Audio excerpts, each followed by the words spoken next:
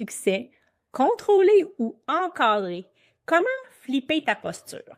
Parce que oui, c'est des mots qui peuvent se ressembler, mais l'application concrète dans ta pratique de gestion, elle est complètement différente et c'est ce qu'on va regarder ensemble aujourd'hui dans cet épisode de podcast. Donc, le dirigeant, il est souvent fier de dire « Moi, ma business, j'ai le contrôle. » Puis moi, chaque fois que j'entends ce mot-là, j'ai des frissons qui me passent dans le dos parce que quand tu graves 2 minutes, tu réalises que le contrôle, c'est pas avoir les deux mains dedans à temps plein. Et pour moi, le contrôle, c'est un peu envahissant et ça laisse pas d'espace à l'autonomie des équipes. Donc, je préfère vraiment de loin qu'on utilise le terme d'encadrement. Et là, comment on va faire la nuance entre les deux? Alors, je vais t'expliquer ça aujourd'hui dans ce podcast. Donc, si tu me découvres pour la première fois, je me présente, je m'appelle Karine Roy, je suis coach d'affaires, j'aide les entrepreneurs à bâtir des équipes et des systèmes performants, à structurer la croissance pour sortir des opérations. Donc, c'est ce qu'on va regarder ensemble un peu parce que le choix des mots qu'on utilise porte une énergie complètement différente. Donc, de contrôler versus encadrer, c'est deux choses complètement différentes. Et avant de dire qu'on est en contrôle, c'est on est en maîtrise, OK? Parce que le contrôle, pour moi, il y a une connotation un petit peu plus négative. La maîtrise, c'est, oui, j'ai une forme de contrôle, mais je sais exactement ce que je fais et je le fais avec intention. Donc, je veux en fait arriver à avoir les deux mains dans ton business, c'est pas avoir le contrôle. Bien souvent, c'est un sentiment qu'on peut avoir, qu'on a le contrôle, qu'on se rend compte de qu'est-ce qui se passe. Mais en fait, là, la vraie vérité, c'est que t'es pris dedans. OK? T'es carrément pris dedans les opérations. Puis là-dedans, il y a une méchante différence, faut se le dire. Donc, je veux te démontrer le grand piège aujourd'hui que les dirigeants en croissance qui pensent qu'ils ont le contrôle, mais qui est en fait un faux sentiment de sécurité. Et en fait, il y a un grand défi, un grand besoin de lâcher prise. Donc, pourquoi est-ce que je veux parler de ça aujourd'hui? Mais c'est sûr que quand on commence puis qu'on porte un peu tout, c'est normal qu'on veuille gérer un peu tout ce qui passe et qu'on veuille tout contrôler. Et ça, c'était normal quand vous étiez peut-être en démarrage, quand l'équipe était beaucoup plus petite. Et là, un moment donné, ça passe par toi parce que tu coordonnes un peu tout ça. Mais à un moment donné, il faut que tu apprennes à te retirer. Et ce bout-là, souvent, il n'a pas été intégré puis il n'est pas appliqué de votre côté. Donc, ça a été bon, tu as fait un bon démarrage, mais c'est exactement ce qui fait qu'aujourd'hui, tu peux plafonner dans la gestion de tes équipes. Ça l'amène à un autre lot de défi. On gère des humains qui ont chacun leur identité, chacun leur personnalité et qui font pas, qui peuvent des fois faire chacun un peu comme ils veulent si on n'a pas mis en place le cadre, les attentes et les bons fonctionnements. Donc, le contrôle, ça peut être une force à un certain moment où ce que vous êtes dans votre parcours entrepreneurial, mais ça peut aussi devenir le plafond. Et encore une fois, quand on gère des humains, quand on gère des équipes, je préfère toujours parler d'encadrement parce que c'est votre responsabilité en tant que dirigeant d'encadrer. Donc, on donne un peu une structure, un mode de fonctionnement aux gens qui relèvent de nous pour bien fonctionner, pour bien opérer. Et selon votre modèle et votre hiérarchie, ça se peut que vous avez seulement qu'à encadrer des gestionnaires et ces gestionnaires-là doivent encadrer les employés ou peut-être que vous êtes la personne qui jouait le rôle d'un gestionnaire encore et qui encadre vos employés. C'est tout à fait correct. Donc, c'est ce qu'on va regarder ensemble. Donc, l'enjeu, c'est pas que ton entreprise peut pas grossir plus vite. C'est en fait le vrai travail, il revient toujours à vous, c'est votre capacité à lâcher. Pas lâcher aveuglément, mais à laisser aller ce qui ne devrait plus vous appartenir pour faire l'espace nécessaire pour pouvoir vous occuper d'autres choses. Et c'est souvent là où ce que c'est difficile, ça vient vous challenger à l'intérieur parce que c'est dur. Lâcher prise, on peut avoir des inquiétudes que ça va peut-être pas se passer comme on voudrait et ça a effectivement des conséquences et des retombées financières qui peuvent être importantes. Donc, comment est-ce qu'on arrive à avoir ce sentiment de sécurité et de confiance pour bien encadrer, c'est-à-dire faire confiance aussi quand on délègue et être capable de mieux lâcher prise pour jouer un rôle plus stratégique et surtout pour être capable de bien jouer son nouveau rôle. Et je dis bien nouveau rôle parce que des fois, on a la difficulté aussi à comprendre qu'on doit jouer le rôle différemment. Donc, présentement, si tout remonte à toi, ton business y est plafonné à toi. Donc, tu es ta plus grande limite actuellement à ta croissance et à ton succès. Donc, contrôler et encadrer, encore une fois, c'est deux mots complètement différents et c'est pas deux styles du même geste, OK? C'est deux postures qui sont opposées. Je sais que ça n'a pas l'air de ça dit de même, mais je vais t'expliquer pourquoi je te présente ça comme ça. Donc, quand on parle de contrôler, on parle d'agir sur des personnes, OK? Donc, surveiller, reprendre, revalider, refaire par-dessus. Et ça, c'est du contrôle. Donc, tu mets ton énergie sur des individus. Tandis que quand on est dans l'encadrement, on agit sur un cadre, un processus, une formule, des standards clairs, des résultats qu'on attend, des rôles qui sont définis. Et vous mettez votre énergie sur un système que vous essayez de déployer et non sur l'individu qui doit, lui, s'intégrer dans le système à sa façon, avec son énergie, avec ses façons de faire, tant que ça répond à vos standards. Et elle est là, la nuance. Donc, quand tu contrôles, tu tiens des gens, OK, littéralement.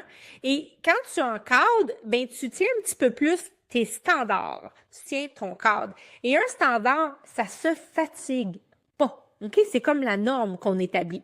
Donc, ça part pas en congé, puis ça te réveille pas la nuit. C'est quelque chose que tu as établi et que tu vas protéger et défendre.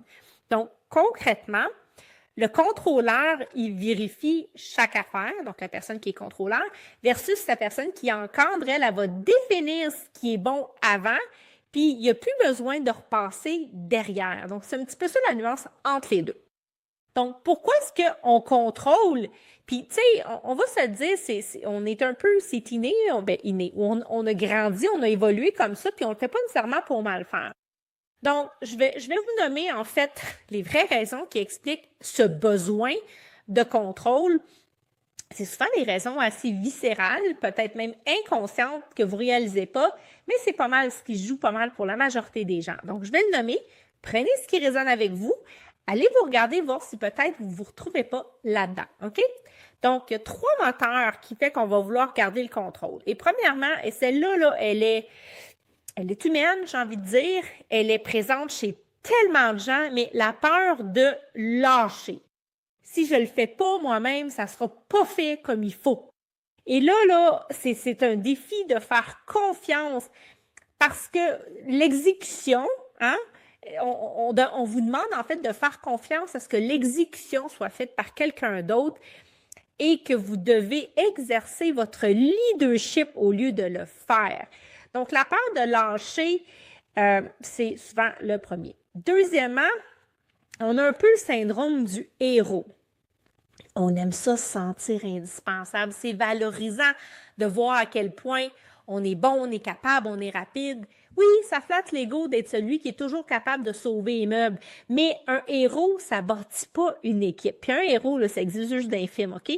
Donc, ça bâtit une dépendance. Ce genre de comportement-là fait que vous créez, vous alimentez encore plus de pression sur vos épaules et de codépendance à ce que les gens se réfèrent toujours et passent toujours par vous, alors que c'est tout à fait le contraire que vous essayez de faire.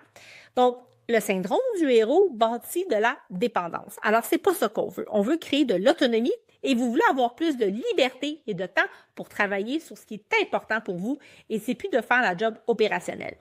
Et finalement, la troisième des choses, et c'est comme par défaut, on va mettre du contrôle parce qu'on a tellement peur que ça parte dans tous les sens, mais en fait, ce que ça fait juste mettre en lumière, c'est qu'on n'a pas mis de cadre. Donc, l'absence de cadre est la troisième chose.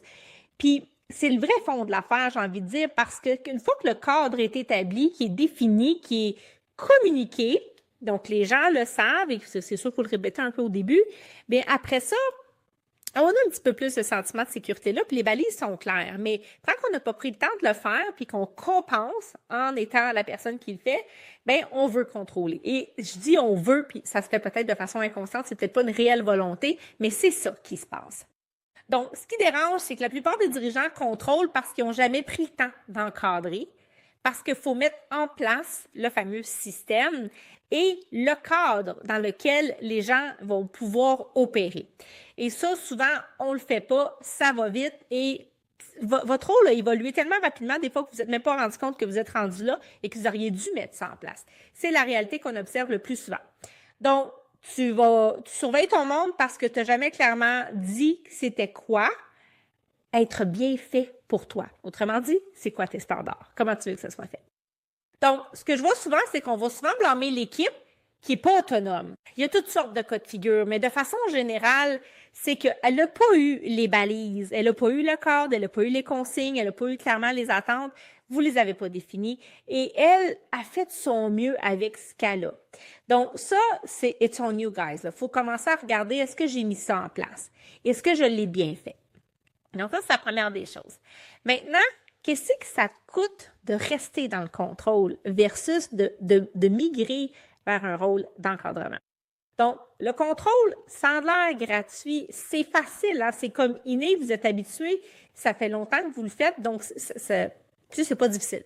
Par contre, il y a une réelle facture rattachée à ça, puis je vais vous le dire, c'est que votre équipe s'infantilise. Malheureusement, on est en train de créer l'effet inverse de ce qu'on veut créer, c'est qu'elle ne devient pas autonome.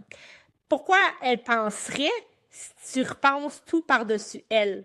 Elle va pas se donner l'effort parce que, t'es là pour penser à tout ça. Donc, tu formes du monde inconsciemment à attendre tes réponses. C'est pas ça que tu vises. Tout remonte à toi. OK? C'est ça qui arrive, c'est que tout va toujours passer par toi. Tu n'en auras jamais d'espace, tu n'en auras jamais de temps parce que c'est un peu le système, le pattern, malheureusement, c'est un système, ça aussi, que tu as créé. Donc, tu es le goulot d'étranglement parce qu'à un moment donné, there's so much you can do, puis tu as vraiment l'impression que tu n'es pas capable de faire ton travail. Et rien va avancer si tu n'es pas là. Maintenant, le roulement. Les bons là, qui ont envie d'autonomie, qui ont envie de se développer, qui ont envie d'avancement, ils vont pas rester. Ils vont s'en aller. Puis un employé compétent qui se fait surveiller comme un débutant constamment, il va tirer à la plug. Il va faire « No way, moi je reste pas ici, c'est pas de ça dont j'ai envie. » Donc, regardez comment vous agissez.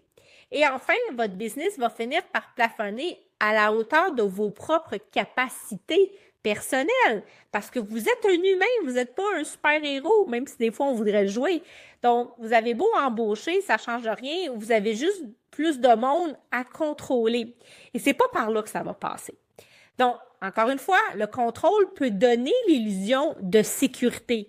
Mais dans le vrai, dans les faits, c'est un plafond de verre que tu t'es installé toi-même au-dessus de ta tête sans t'en rendre compte. Donc, comment est-ce qu'on peut renverser ça de bord? Parce qu'évidemment, on veut flipper la patente, hein? C'est ça le but aujourd'hui de la discussion. Bien, plus tu contrôles, moins tu as le contrôle. C'est vraiment poche à dire, mais c'est ça. Plus que tu veux contrôler, moins tu vas avoir de contrôle parce que tu as bâti un système qui tombe en panne dès que tu n'es pas là.